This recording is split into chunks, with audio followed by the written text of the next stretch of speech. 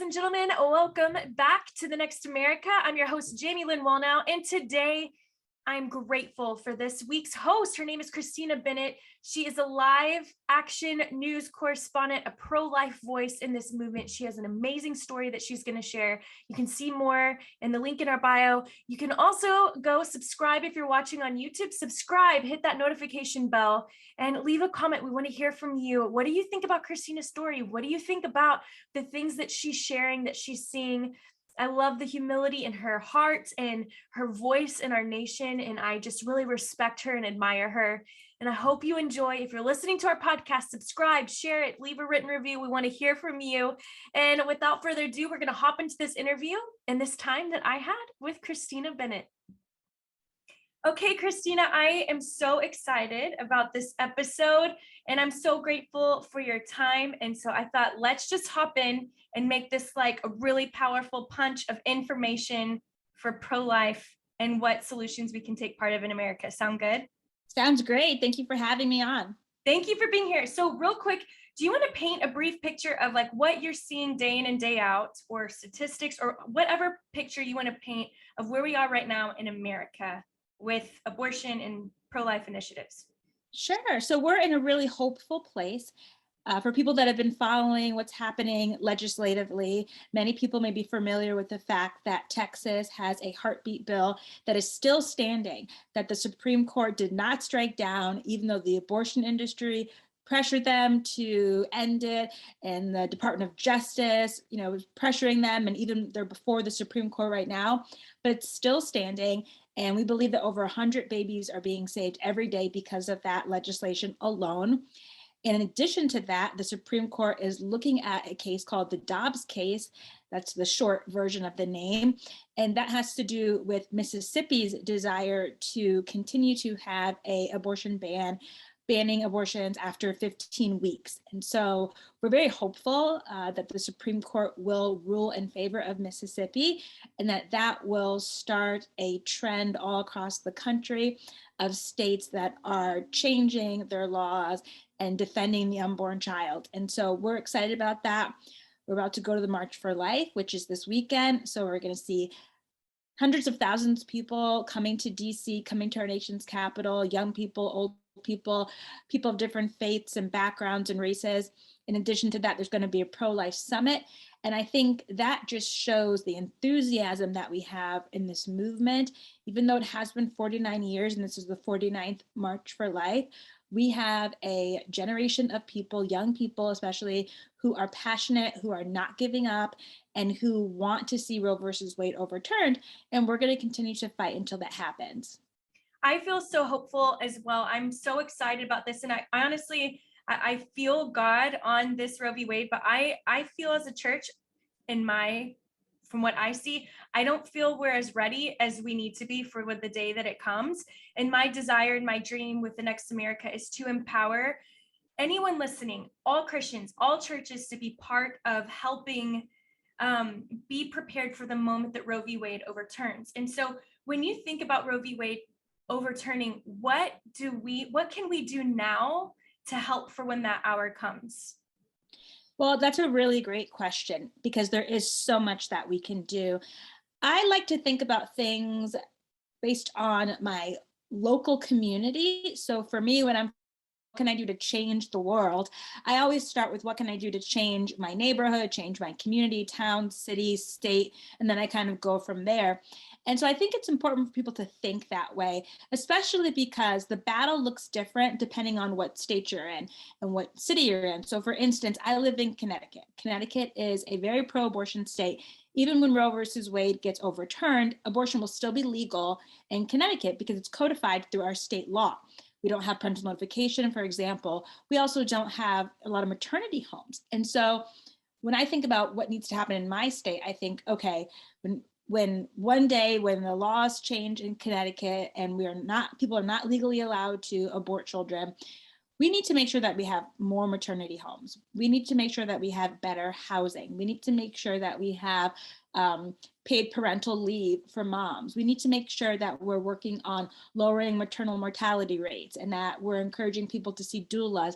We need to make sure that we're reaching the Black community and communities of color who have the highest abortion rates with the support that they need to carry their pregnancies or to choose adoption. And so think about your particular state, for your listeners, think about your particular church, your neighborhood, your area. What's lacking?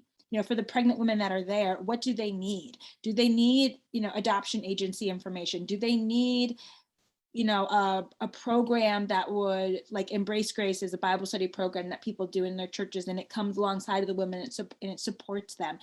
Do they need housing, like I would say here in Connecticut, or do they need programs that would help them with paying for some of their basic necessities, paying for the lights to stay on, or affordable childcare or daycare services? It's awesome to see what some pro-life churches have done, where they've said, okay, we're going to build a daycare in the church. And so not just Sunday school, but a daycare so that moms can have a place to go. And it's not super expensive. And I've seen other, even Catholic, Christian, Protestant schools who have said, okay, we're going to let there be special dorms for pregnant women, or we're going to have a special program where they have childcare provided for them, or a center that they can go to so they don't feel like they're alone. So we have to just think creatively and outside the box about how we can meet the needs of women, because there's going to be a lot of need. There's a lot of need now. But as we see abortion decrease and eventually end, there's going to be even more need. So we have to be ready. I love that, because everybody has something different to bring to the table. And I genuinely believe that this is a topic where, whether you're creative, whether you're more logical, which everybody's creative, but there's some gift we all have, or the ability to love, that we can put our hands to this, like to the pro-life initiative. And that excites me. Okay, so I have a question. Same. There's yes. And I'm so grateful for you, and I'm so grateful for all that you do.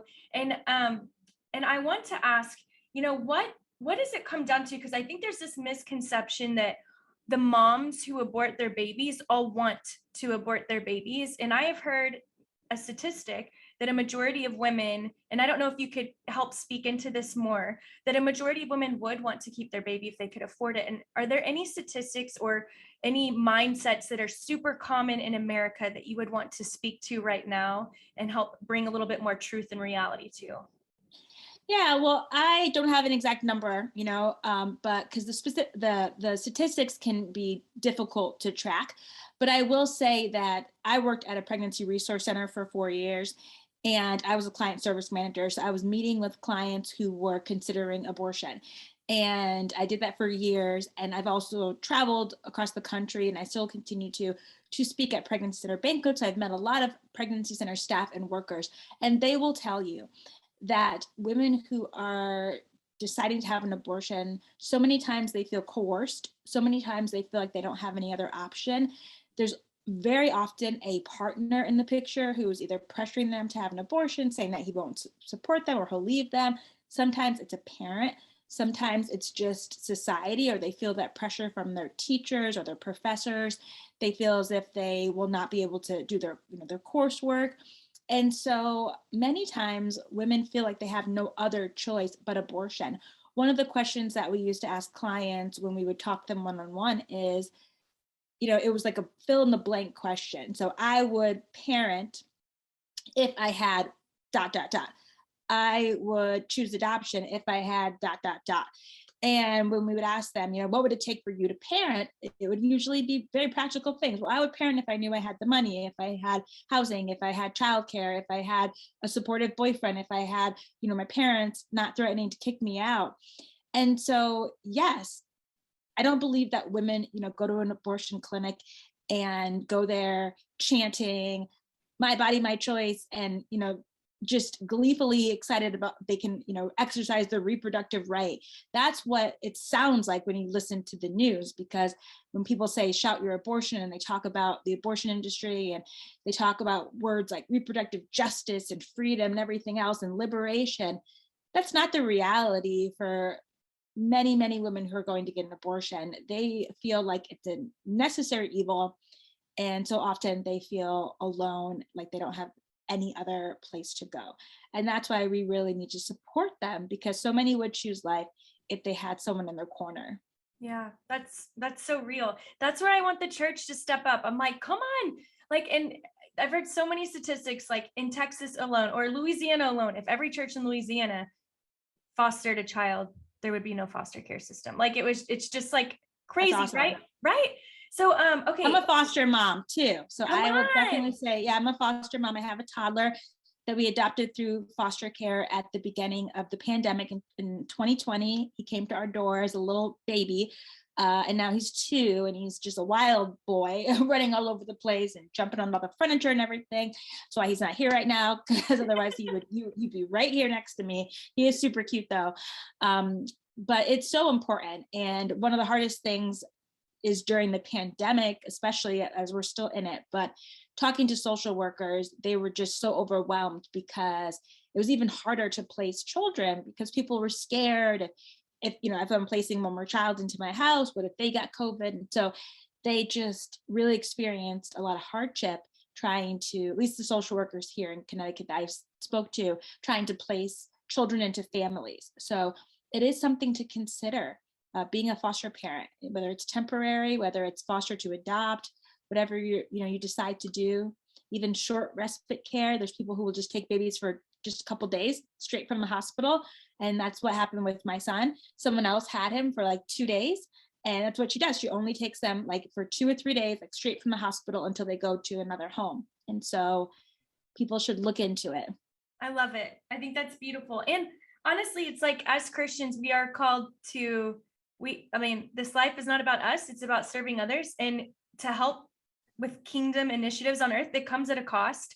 And I think some people, I just want to help break that mindset. Like it does come at a cost to foster. It's not easy, Right. I'm sure. And it is out of your comfort zone, or to adopt, or to take your time to go and serve the local pregnancy center and to be there for them, to throw baby showers for these moms, whatever it can be. There's so many things that you can do within your skill set, but you got to get out of your comfort zone and out of the house to help serve and do that.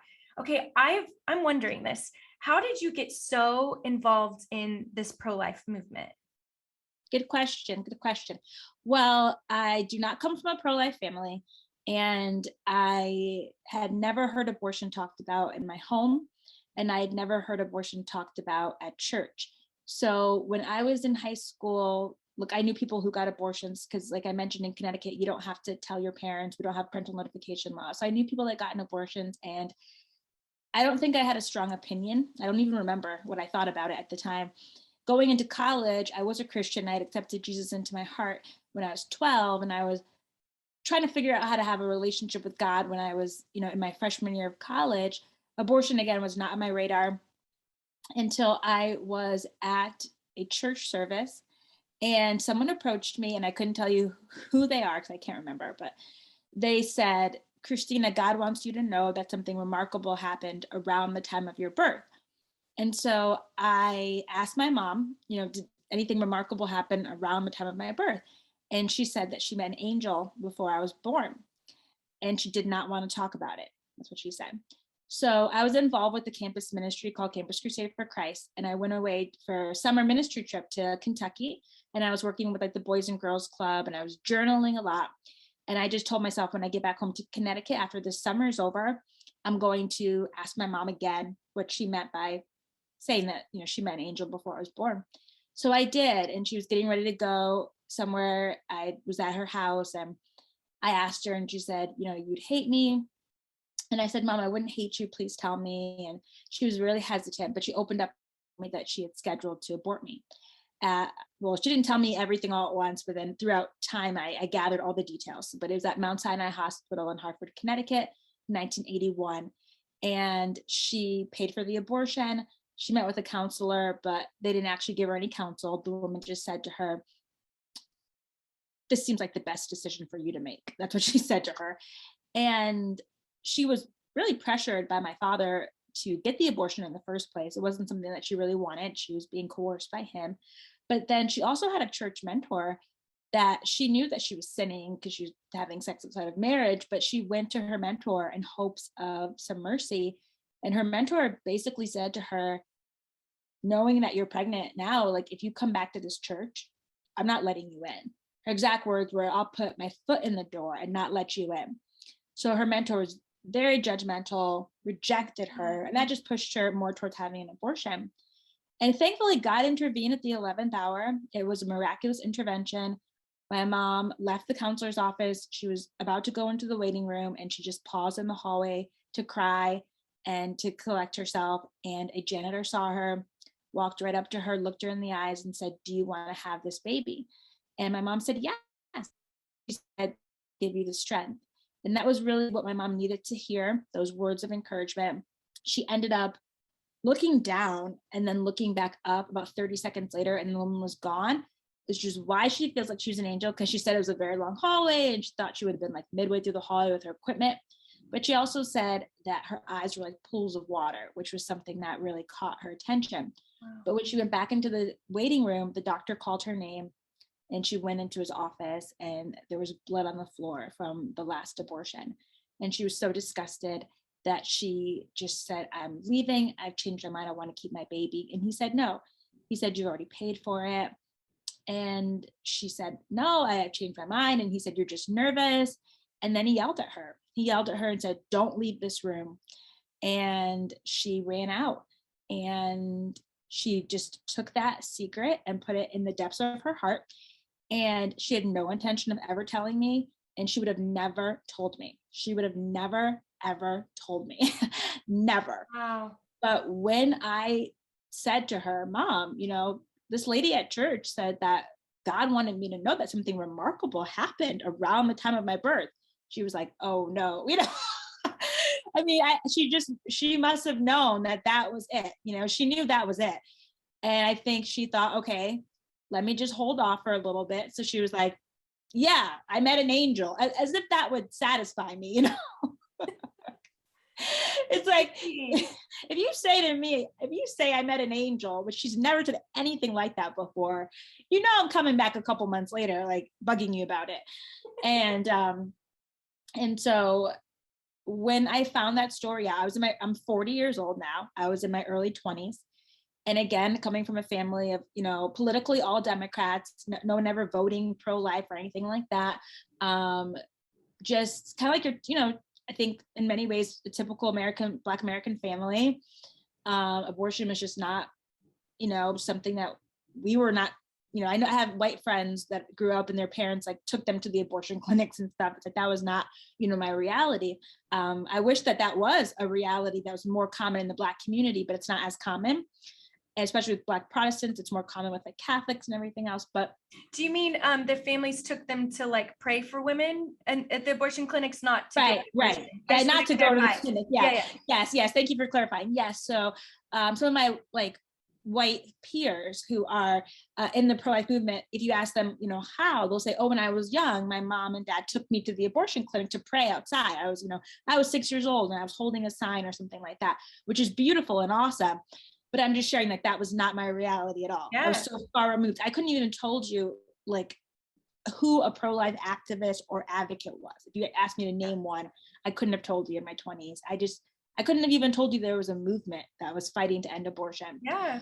I didn't know anything about the Black community and abortion and being targeted by the racist, eugenics industry with Planned Parenthood. I didn't know any of that. But God spoke to my heart and said, "Christina, I wanted you." And then he asked me a question. And the question was, "How do you think I feel about the others?" And that question was something that I knew that I needed to find out the answer to. And that I wasn't going to find it out just by even going to a pastor or my parent. I had to find it out. I had to research. I had to talk to women. I had to dig and study and learn and listen. And so I did. I set myself on that journey to do so. And shortly after that, the Lord led me to move to Washington, D.C. And right after college, I got a degree in business communications and I just put it to the side. And a lot of people were looking for jobs after college, and so was I. And I had job offers. And the Lord was like, "Put it all to the side. And I want you to move to Washington, D.C. And I want you to be a prayer missionary for the ending of abortion. And I want you to pray in front of the Supreme Court with this group called Bound for Life, the Justice House of Prayer." They're still there to this day. Mm-hmm. And I wore life tape, red tape that said life. And we prayed in front of the Supreme Court. And I did that for years until the Lord moved me to my next assignment. And so I'm just still on that journey. I've been just going from assignment to assignment like this entire time. I was in DC for 3 or 4 years. Then the Lord said, move to Atlanta and pray for the Black community and in Atlanta and the ending of abortion there, and join a house of prayer there called the International House of Prayer, which is now called Gate City. I moved there. And then after a couple of years, the Lord led me to come back home, which was good. My husband. So that was home. I met my husband, we got married, and I ended up working at a pregnancy center for 4 years. Then we became under great attack legislatively here. The pregnancy centers in Connecticut, they're unfortunately really been harassed by our local officials. They even passed some negative false legislation against them, accusing them of false advertising, which they never defined. It's just ridiculous, but it's kind of a national plan that they have to discredit and shut down centers. But in Connecticut, it's been advancing because it's such a pro-abortion state. So I moved to work for a family group called the Family Institute of Connecticut to fight that. And then throughout that, I was writing for Live Action, which is just, I think, the most phenomenal news organization and activism organization for pro-life work. And then just recently I came on doing, along with what I used to do writing, now doing news correspondent stuff. So I've just been kind of listening to the Lord over the last 17 years, not perfectly, not always getting it 100% right, but listening to the Lord and allowing him to direct my steps. And so who knows what the next, 15, 20 years will look like. I mean, hopefully it will look like Roe's overturned and we're working on grassroots stuff, or we're fighting the battles state by state. Right. But God definitely called me to this fight. But you don't need to have a story like mine in order to be called to this. Right. Sometimes people think, well, I don't have a story like that. I didn't have an abortion and I wasn't, rescued, and I don't have a story. But we can all look and see that abortion is an injustice and that it takes the life of an innocent child. If you think about slavery, the abolitionists, they didn't have a story like Harriet Tubman had. Harriet Tubman, Frederick Douglass, they fought it. They had a story. It was like it completely affected them because they were in it. But the Tappan brothers or, other white abolitionists who, they were not affected in the same exact way, but they could still look at it and see, okay, this is an injustice against a human being. Right. And in the same sense, whether we've had an abortion or not, whether we've been rescued or not, we can all look at this evil and say, okay, this is an injustice. We need to end it and we need to help women. Yeah, that's so good. So one thing before, because I want people to connect with you and follow you, one quick question I have for you. Sure. I'm like, we could keep going forever, but I know. I wish we could talk longer. Yeah, let me on another time and we can talk more. Oh, I will. We'll be flooding the next America with pro-life everything. I would love to have you back. What is like one way that you think is just an absolute must for people apart from prayer? Because prayer, I believe, is like our most powerful weapon. So other than prayer, what is a way that people, everyone listening in today, right now, could help with this like mission of ending abortion? So I'm going to say something very simple, because, of course, I could say, go to the abortion clinic and pray outside. I could say, volunteer at a pregnancy center. I know we're in a pandemic, so it's like people might not feel comfortable, volunteering somewhere new, or it's winter. A lot of places are freezing. They might be a little bit nervous to just go to the streets right away. So I'm going to say something simple. Live Action, the organization that I work for, we have these phenomenal videos, and we have a website called 2363.org. And that stands for the 2,363 unborn children that are killed every day because of abortion. We have videos done by a former abortion doctor. His name is Dr. Anthony Levitano. And he details what it's like to have an abortion, like every procedure. We have these graphics, and it's not, horrific to look at. People can look at it, even, teenagers, they can look at it. But it details what a first trimester, second trimester abortion is. And when people see these videos, it really does change their hearts, change their minds, because abortion's been so sanitized that when we say, oh, abortion, people are just so used to hearing that word, it doesn't even pack a punch, doesn't even sting. So they don't even have to know what is an abortion. Is it just a clump of tissues, a lump of cells being removed? What does it even look like? So I would tell people, go to the website, go to 2363.org, go to our Facebook, our Instagram, or social media, find those videos and share them. And I know that's not even an easy thing to say, because I know that sometimes with family and other people, it's like, oh gosh, if I share this, they're going to fight me in the comment section, or, share it. If you're a little bit nervous and you're on Instagram, turn off your comments or share it in your stories, share it in your stories first, like work your way up. Like if you feel nervous and you think I can't do it, share it in your stories and hands off, get a little bit bolder, and then, share and say, I believe this. Because if every one person shared a video like that, what does the average person have? Probably at least 1,000 followers on Facebook, a few hundred on Instagram. And you never know. There could be a woman who sees that, who's literally planned to have an abortion on Saturday. And she could see that and she could cancel her appointment. So I would say start there. Come on.